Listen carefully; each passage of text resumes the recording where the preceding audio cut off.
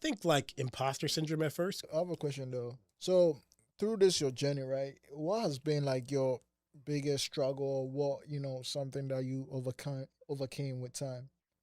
Um, Biggest struggle that throughout the years. yeah, I think like imposter syndrome at first, because you hear me tell my story. Yeah. It sounds cool now to say it that way, but when I say, okay, I learned to code in 2003, right, and then I worked as a webmaster, I used to not be ashamed of that, but like, oh, that's not like I didn't go working nowhere crazy. I was just working at a nonprofit, just learning this stuff or whatever. Right. That doesn't, to me, it's like at the time it was like, okay, that makes me feel less than. So that made me feel like maybe I'm not, as good as these other people. And then finally, when I finally meet some of these other software engineers or whatever that just did a 4-year program or did this or did that, and I know more than them because they don't have the hands-on experience, I start to realize the value in what I know. That's when I started getting over it. Once I started working at the startups, and I was sitting next to people that just graduated from Berkeley and graduated from here and graduated from there, and I'm like, oh, okay, like you value what I have. And then finally, when I